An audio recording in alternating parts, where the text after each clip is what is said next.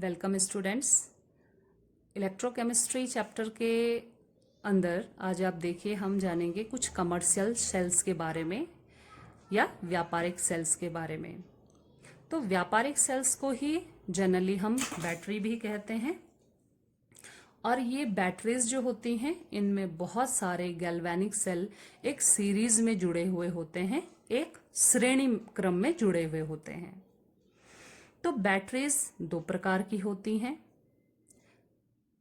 Primary batteries और secondary batteries. यहाँ पे मैंने लिखा है प्राइमरी सेल्स। सेकेंडरी सेल्स के बारे में हम आगे जानेंगे। अभी आप देखिए प्राइमरी सेल्स। प्राइमरी सेल्स हमारे वो सेल्स होते हैं जहाँ पे रिएक्शन सिर्फ फॉरवर्ड डायरेक्शन में जाती है, आप उसको बैकवर्ड डायरेक्शन में यानी आप उसको रिवर्स नहीं कर सकते हैं। या हम कहेंगे कि ये वो सेल्स होते हैं जिनको एक बार आपने यूज़ कर लिया तो आप इनका रीयूज़ नहीं कर पाते हैं, या हम कहें कि ये नॉन चार्जेबल होते हैं, आप इनको चार्ज नहीं कर सकते हैं दोबारा। अब प्राथमिक सेल्स में आपकी बुक्स में दो प्रकार के सेल्स हैं, एक आपका ड्राई सेल और दूसरा आपका मरकरी सेल। यहाँ हम पढ़ेंगे ड्राई सेल के बारे में, जिसको हम शुष्क सेल कहते हैं, और शुष्क सेल ही लेकलांसे सेल के नाम से भी जाना जाता है। एक डायग्राम ड्रॉ किया है मैंने ड्राई सेल का डायग्राम, इसको ध्यान से देखिए। यहाँ पे देखिए ये अंदर की लाइनिंग जो आप देख रहे हैं ये पूरा जिंक का कंटेनर है। यहाँ पे एक जिंक का पात्र ले रखा है और जिंक के पात्र के बाहर जो आप ये लाइनिंग देख रहे हैं ये आपका कार्डबोर्ड से इसको कवर कर रखा है। यहाँ मैंने लिखा है ये आउटर लाइनिंग जो है ये कार्डबोर्ड से कवरिंग हो रखी है, इसकी जिंक है। और जिंक यहाँ पे मैंने इसको दिखा रखा है कि जिंक जो है ये anode as a anode behave कर रहा है, यहाँ से zinc as a anode behave कर रहा है। दूसरा अंदर पे आप ये देख रहे हैं ये रॉड जो कि ग्रेफाइट की रॉड है, यहाँ लिखा है मैंने ग्रेफाइट की रॉड है ये। और ग्रेफाइट की रॉड के यहाँ पे ये दोनों जगह पे इधर से एक MnO2 और कार्बन का यानी मैंगनीज ऑक्साइड और कार्बन का एक पेस्ट भरा हुआ है, ठीक है। इसके बाद देखिए ये येलो कलर के कलर से, ये येलो कलर जो आपको दिख रहा है ये भी पेस्ट है, और ये पेस्ट है किसका, NH4Cl और ZnCl2 का एक पेस्ट भरा हुआ है यहाँ पे। और ये ही पूरी इसकी जो है कंपोजिशन है। ग्रेफाइट कैथोड, कैथोड हमारा पॉजिटिव होता है क्योंकि ये गैल्वेनिक सेल्स के ही अरेंजमेंट से बना है, और गैल्वेनिक सेल्स में आप पढ़ चुके हैं कि एनोड नेगेटिवली चार्ज होता है और कैथोड जो है पॉजिटिवली चार्ज्ड बिहेव करता है। और गैल्वेनिक सेल में ही मैंने आपको ये बताया था कि एनोड पे ऑलवेज हमेशा ऑक्सीकरण होता है, तो अगर एनोड पे ऑक्सीकरण हो रहा है तो कैथोड पे आपका क्या होगा, अपचयन। जो सब कुछ यहाँ डायग्राम में है मैं इसको दोबारा आपको बता रही हूँ। देखिए जिंक का कंटेनर है जो कैसे बिहेव करेगा, एनोड की तरह बिहेव करेगा। एनोड पे क्या होता है, ऑक्सीकरण होता है। ग्रेफाइट की ये छड़ है, ये कैसे बिहेव, ग्रेफाइट की छड़ के साथ और जो कैथोड की तरह बिहेव करेगा वो आपका करेगा मैंगनीज ऑक्साइड और कार्बन का पेस्ट। दूसरा पेस्ट यहाँ पे जो इलेक्ट्रोलिटिक वैद्युत अपघट्य पदार्थ के, जो इलेक्ट्रोलाइट वैद्युत अपघट्य पदार्थ के रूप में काम करेगा वो करेगा अमोनियम क्लोराइड और जिंक क्लोराइड का पेस्ट। तो तीन चीजें हमारे यहाँ पे है, zinc anode, graphite rod with MnO2 और कार्बन कैथोड, और NH4Cl अमोनियम क्लोराइड और जिंक क्लोराइड जो है आपका इलेक्ट्रोलाइट हो जाएगा। तो अब रिएक्शंस कैसे होती हैं यहाँ पे, एक बात और देखिएगा आप, ये जो कार्बन की रॉड है ये कार्बन की रॉड यहाँ तक ही इसका ये पेस्ट यहाँ तक भरा हुआ है अंदर से, ये जो MnO2 और कार्बन का पेस्ट है यहाँ पे ये एम्प्टी है। ये दोनों हमारी जो कैथोड है और ये एनोड है। एनोड ये कंटेनर है, ये आपस में टच नहीं करेंगे, नीचे से टच नहीं करेंगे। और यहाँ ऊपर तो इसकी कैप है जो कि एक पॉजिटिव टर्मिनल के रूप में ये पॉजिटिवली चार्ज्ड है। पॉजिटिव टर्मिनल से ये बिहेव करेगी, ये पॉजिटिव रूप में बिहेव करेगी। अब रिएक्शंस क्या होती हैं, इन पे रिएक्शंस के बारे में जानिए। देखिए एनोड, एनोड हमेशा कैसे चार्ज होता है? नेगेटिवली चार्ज होता है, क्योंकि गैल्वेनिक सेल्स में आप पढ़ चुके हैं ये एनोड जो है नेगेटिव होता है, नेगेटिव इलेक्ट्रोड ऐसा काम करता है। और इस पे हमेशा क्या होता है? ऑक्सीडेशन होता है। एनोड नेगेटिव है और नेगेटिव पे आपका क्या होता है? ऑक्सीडेशन होता है। ऑक्सीडेशन से हमारी एक चीज क्लियर हो जाती है, हमें मालूम है कि ऑक्सीडेशन का मतलब होता है लॉस ऑफ इलेक्ट्रॉन। तो जिंक है यहाँ पे, और जिंक क्या कर रहा है? इलेक्ट्रॉन्स को दे रहा है। तो इलेक्ट्रॉन दे के जिंक क्या बना रहा है? जिंक ने Zn2 प्लस में ऑक्सीडाइज हुआ और इलेक्ट्रॉन को लूज कर दिया। ये आपकी किस पे रिएक्शंस हो रही हैं? एनोड पे। तो सिंपल रिएक्शन है कि जिंक आपका जो है 2 इलेक्ट्रॉन्स दे के आपका जो है Zn2 प्लस में ऑक्सीडाइज्ड हो जाएगा। लेकिन कैथोड, कैथोड का क्या सीन है यहाँ पे? देखिए कैथोड है, आप देख रहे हैं कैथोड ग्रेफाइट का बना है, साथ ही इसमें ये दोनों चीजें भी काम करेंगी। तो कैथोड पॉजिटिवली बिहेव कर रहा है। और कैथोड पे क्या होगा? अगर यहाँ पे ऑक्सीडेशन हो रहा है तो कैथोड पे आपके जो है रिडक्शन होगा। नाउ रिडक्शन में क्या होता है? अब रिडक्शन में हम किसको दिखाएंगे, कौन रिड्यूस हो रहा है? आप देखिए MnO2 को, मैंगनीज ऑक्साइड को आप देखिए। मैंगनीज ऑक्साइड यहाँ पे जो है आप देखेंगे यहाँ पे +4 स्टेट में है, यानी इसकी ऑक्सीकरण अवस्था यहाँ पे +4 है। क्यों? क्योंकि ऑक्सीजन की -2 होती है और यहाँ पे आपके जो है 2 ऑक्सीजन है, तो ये कितनी होगी? -4 होगी। अब इसका अपचयन हो रहा है, मैंगनीज का अपचयन हो रहा है। तो मैंगनीज कैसे अपचयित हो सकता है? देखिए मैंगनीज अपचयित होगा अगर ये +4 से कम में आ जाता है। तो समझिए इसकी अगर +4 से इसकी और कम ऑक्सीकरण अवस्था हो जाती है तो ये अपचयित हो जाता है। तो यहां हमारा क्या बन सकता है? यहां बनेगा हमारा MnOHO।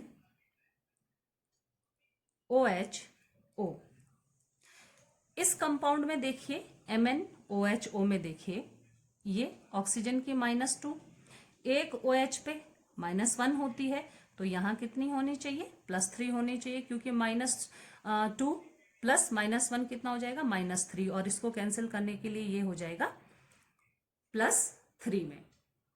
तो इसका मतलब इसने क्या किया? एक इलेक्ट्रॉन को एक्सेप्ट कर लिया है। एक इलेक्ट्रॉन एक्सेप्ट करके ये जो है क्या करेगा? यहाँ पे +3 में रिड्यूस हो जाएगा। ठीक है, लेकिन अब ये बताइए ये हाइड्रोजन हम यहाँ पे ला रहे हैं, इसको कहाँ से लेके आ सकते हैं? तो इसके लिए क्या होगा? हम यहाँ देख रहे हैं कि ये जो हमारा वैद्युत अपघट्य है NH4Cl, NH4Cl टूट रहा है NH4 प्लस में और Cl माइनस में। तो यहाँ आप NH4 प्लस का यूज कर सकते हैं। जैसे ही हमने यहाँ पे NH4 प्लस यूज किया, इस रिएक्शन में हमने MnO2 के साथ जो है NH4 प्लस लिया, तो फिर आगे हमें क्या मिलना चाहिए? अमोनिया मिलना चाहिए। देखिए NH4 प्लस जो है ये एक H अपना किसको दे देगा? इसको दे देगा। तो यहाँ पे हमारा ये OH हो सकता है। ठीक है, यानी हमारा जो है ये सब कुछ जो चल रहा है ऐसे ही हो सकता है। यहाँ पे NH4 ने अपना H इसको दे दिया, तो हमारा बन गया MnOH एंड फाइनली O, और इलेक्ट्रॉन भी इसने एक्सेप्ट किया, तो यहाँ पे जो है ये आ गया अब जो है +3 कंडीशंस में। देन अगर अमोनियम आयन ने एक H इसको दे दिया है, तो खुद जो है किस में बदल जाएगा? अमोनिया गैस में बदल जाएगा। तो रिएक्शन हमारी ऐसी ही होगी। बस इस बात को आप ध्यान रख लेंगे कि अगर आपने ये पता कर लिया कि Mn यहाँ पे +4 स्टेट में है और क्योंकि ये अपचयित हो रहा है तो इसको कम हो जाना चाहिए, इसकी ऑक्सीकरण अवस्था घट जानी चाहिए, जो कि यहाँ पे +4 से +3 हो रही है, तो आपको ये रिएक्शन जो है याद हो जाएंगी। ये आपका जानना बहुत ज़रूरी है कि एनोड पे सिंपल रिएक्शन हो रही है, लेकिन कैथोड पे थोड़ा सा जो है थोड़ा सा डिफरेंट रिएक्शन हो रही है। और उस डिफरेंट रिएक्शंस को आप कैसे बताएंगे? आप इस तरह से बताएंगे कि जो MnO2 है वो यहाँ पे एक इंपॉर्टेंट रोल प्ले करेगा, क्योंकि अपचयन मैंगनीज का ही होना है। मैंगनीज ने अमोनियम आयन से और एक इलेक्ट्रॉन के साथ रिएक्शंस करके खुद को MnOHO में रिड्यूस्ड कर दिया, और यहां से हमें जो है ये अमोनिया गैस निकली। अब यहाँ पे इक्वेशन बैलेंस करने के लिए, क्योंकि यहाँ पे 2 इलेक्ट्रॉन हैं और हमें यहाँ पे भी दो दिखाने हैं, तो आप इसको क्या कर सकते हैं, इंटू 2 से गुणा कर सकते हैं। तो 2 का गुणा आप जो है पूरे में करेंगे तो ये आपकी रिएक्शंस जो है आ जाएंगी। ध्यान रखेंगे ये आपकी ये वाली जो है आपकी ये क्या है, आपकी हाफ रिएक्शंस है।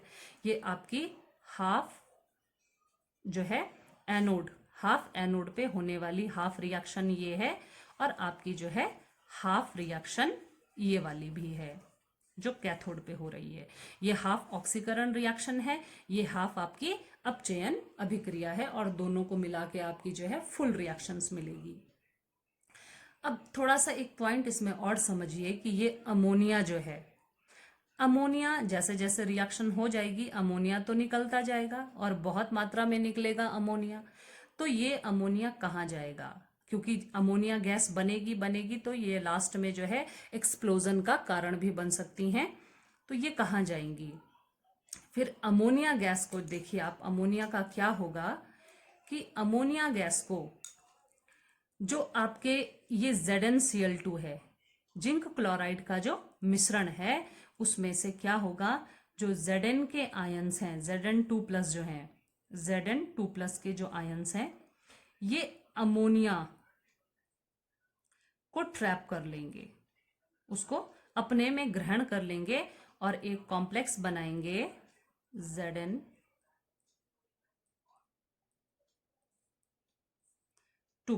इस प्रकार का ये एक कॉम्प्लेक्स बनाएंगे, और ये कॉम्प्लेक्स बनने के बाद जो है अब अमोनिया गैस कॉम्प्लेक्स बना चुकी है, और कॉम्प्लेक्स तो सेल्स के लिए बिल्कुल भी हानिकारक नहीं होते हैं, ये खुद जो है बैठ जाएंगे एक जगह पे, तो ये रिएक्शन ये सेल्स को किसी भी तरह से डिस्टर्ब नहीं करेगी। तो यहाँ पे एक जो पॉइंट आपका ये भी है कि ये कॉम्प्लेक्स भी आपका बनेगा, और ये कॉम्प्लेक्स क्यों बनेगा? क्योंकि अमोनिया जो है अमोनिया गैस भी यहाँ पे निकल रही है। इस अमोनिया गैस को खत्म करने के लिए यहाँ इलेक्ट्रोलाइट्स में से Zn2+ आयंस जो हैं इसके साथ अभिक्रिया करके एक संकुल यौगिक का निर्माण करेंगे। ये पूरा आपके जो है सेल के बारे में था, प्राथमिक सेल, ड्राई सेल, और इसी को हम लेक्लांसे सेल भी कहते हैं, इसके बारे में था। एनोड और कैथोड पे होने वाली रिएक्शंस को आप अच्छे से नोट करके इसको याद करेंगे। अब थोड़ा सा जो इसमें याद रखने वाली बात ये भी है कि इस सेल का जो आउटपुट होता है, आउटपुट लगभग होता है 1.5 वोल्ट का, क्योंकि ये पहले से ही बने हुए सेल्स होते हैं और इनको हम रिचार्ज भी नहीं कर सकते हैं। इनका जो आउटपुट वोल्टेज होता है वो फिक्स होता है, और ये एटलीस्ट 1.5 वोल्ट का होता है। ये जो सेल्स हैं इनका यूज ट्रांजिस्टर्स में होता है, क्लॉक्स में होता है, ऐसी और आपका जो है टॉर्चेस में होता है इनका यूज। आपका ट्रांजिस्टर, क्लॉक्स और टॉर्चेस में इनका यूज होता है। प्राइमरी सेल्स में अभी आपने पढ़ा ड्राई सेल के बारे में, जिसे लेक्लांसे सेल भी कहा जाता है। और देखिए आप, ये लेक्लांसे सेल जो है ऐसा होता है, ये आप लोग जो है घर में यूज़ करते हैं, आपके रिमोट्स में लगा होता है, ये ट्रांजिस्टर्स में यूज़ होता है, टॉर्चेस में यूज़ होता है। आप देख पा रहे होंगे कि ये ऊपर जो है ये अंदर से ग्रेफाइट की रॉड है जिसको कैप पहना दी गई है, ये मेटालिक कैप पहना दी गई है यहाँ पे। और ये आपका जो है कैथोड है, पॉजिटिवली चार्ज्ड। यहाँ नीचे देखिए इसको, ये जिंक का कंटेनर है, और जिंक का कंटेनर जो है negatively charge as a anode behave करेगा ये। और ये सेल जो है इसके बाहर ये जो कोटिंग लगी है, ये आपकी जो है कार्डबोर्ड की कोटिंग है। इसको आप खोल के देखेंगे तो सारी बातें जो मैंने आपको बताई वही जो है आपको पता चल जाएंगी पूरी रिएक्शंस क्या थी और इसके अंदर कंपोजिशंस क्या है। रिएक्शंस तो आप देख ही चुके हैं, कंपोजिशन आपको सारा मालूम चल जाएगा। ठीक है, इसके बाद हमारा आता है next mercury cell. Mercury cell आपका जो है एक प्राथमिक सेल है और इस प्राथमिक सेल में आप देखिए क्या क्या एनोड और कैथोड किसके बने हैं। देखिए एनोड बना है जिंक अमलगम का। किसी भी धातु का मरकरी के साथ जो मिश्रण होता है उसको हम अमलगम कहते हैं। तो जिंक अमलगम का एनोड बना हुआ है। कैथोड आप देखेंगे, कैथोड जो है मरकरी ऑक्साइड और कार्बन के पेस्ट का बना हुआ है, मरकरी ऑक्साइड और कार्बन का पेस्ट। और यहाँ पे जो आप देख रहे हैं ये KOH और ZNO जो है ये एज अ इलेक्ट्रोलाइट लिया गया है। इलेक्ट्रोलाइट का मतलब जो है वैद्युत अपघट्य पदार्थ के रूप में जो है आपने किसको लिया है। इस सेल में क्या यूज होता है, KOH और ZNO का मिक्सचर जो है विद्युत अपघट्य पदार्थ के रूप में यूज होता है। तो रिएक्शंस इसका कंस्ट्रक्शन पार्ट उतना भी इम्पॉर्टेंट नहीं है, रिएक्शंस इसकी बहुत ज़्यादा इम्पॉर्टेंट है। एनोड और कैथोड पर होने वाली रिएक्शंस मोस्ट इम्पॉर्टेंट है। तो जैसे आप गैल्वेनिक सेल में पढ़ चुके हैं कि एनोड जो है नेगेटिवली चार्ज्ड बिहेव करता है और कैथोड जो है वो पॉजिटिवली चार्ज्ड बिहेव करता है। कैथोड आपका यहाँ पे जो है पॉजिटिवली चार्ज्ड बिहेव करेगा।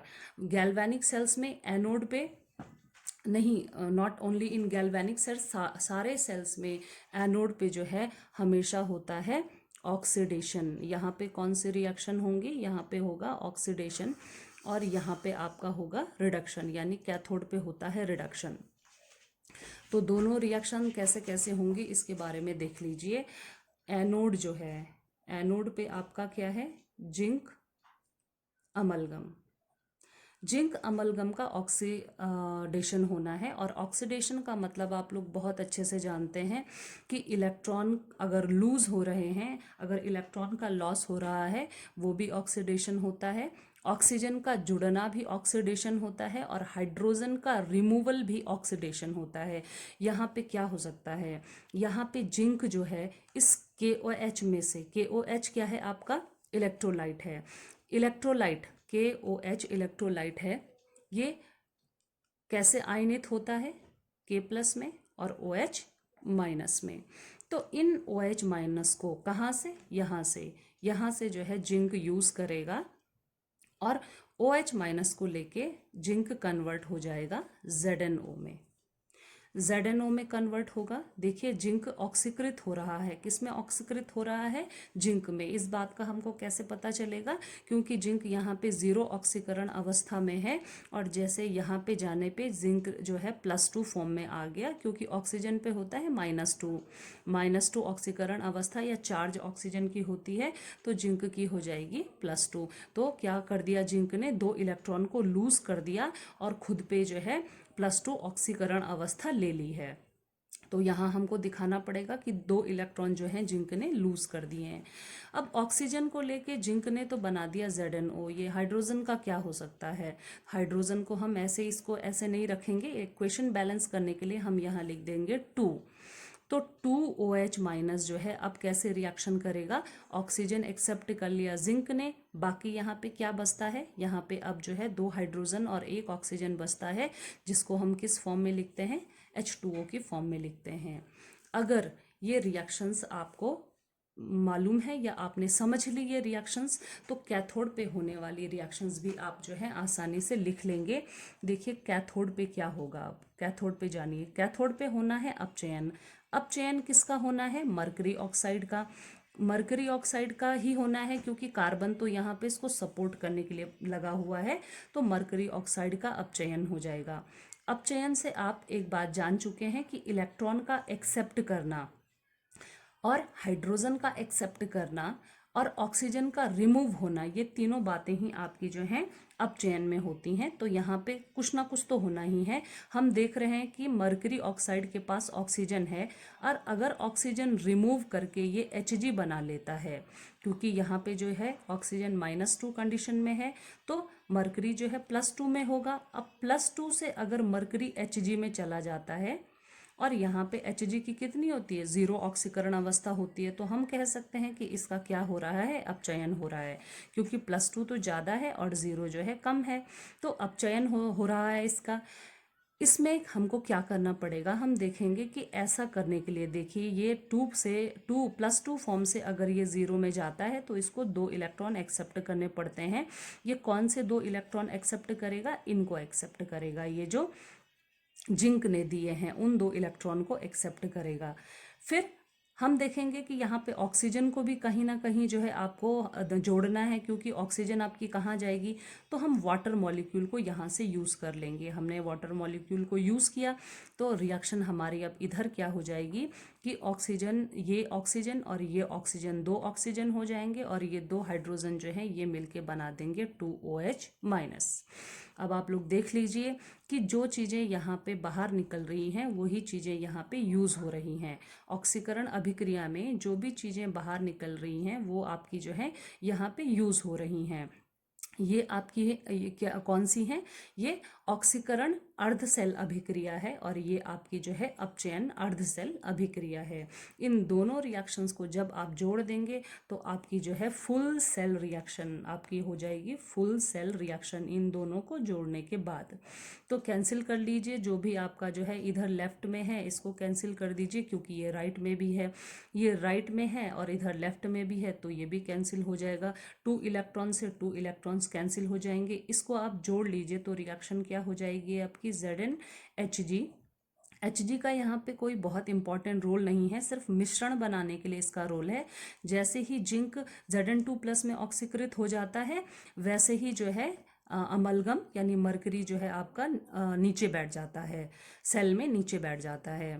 तो रिएक्शन हमारी क्या हो रही है, देखिए मैंने लेफ्ट हैंड साइड में जो भी हैं वो लिख दिए हैं, राइट हैंड साइड में जो है उन्हें लिखेंगे ZnO+Hg। ये आपकी जो है कंप्लीट सेल रिएक्शन हो जाएगी। देख लीजिए यहाँ पे जिंक का क्या हो रहा है, ऑक्सीकरण हो रहा है, ZnO में बदल रहा है, और मरकरी का क्या हो रहा है यहाँ पे रिडक्शन हो रहा है। ये 2 रिएक्शन आपकी जो है साइमल्टेनियसली चल रही हैं और सेल आपका जो है फंक्शन कर रहा है।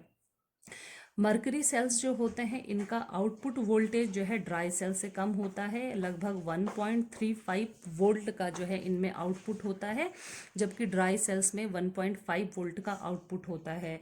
दूसरा, ये कहाँ कहाँ यूज़ होते हैं, ये छोटे सेल्स होते हैं, आपने देखे होंगे आपके यूजेस जो है इनके, ये कहाँ होते हैं, ये हियरिंग एड्स में, जो आपके श्रवण यंत्र होते हैं वहाँ पे इनका यूज़ होता है।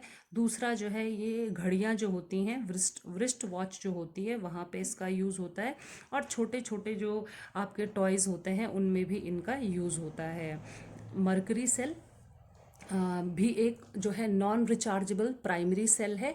इसको आप यूज़ करने के बाद अगेन इसको यूज़ नहीं कर सकते हैं। Once the reaction is complete तो ये सेल्स जो हैं डैमेज हो जाते हैं और इनको आप थ्रो आउट कर देते हैं। तो प्राथमिक सेल्स के बारे में आपने यहाँ पे पढ़ लिया, 2 सेल्स आपने पढ़ लिए, ड्राई सेल और मरकरी सेल्स। इनकी एनोड और कैथोड पर होने वाली रिएक्शंस आप ध्यान रखेंगे और उनको रिवाइज भी करते रहेंगे। Till then, good bye.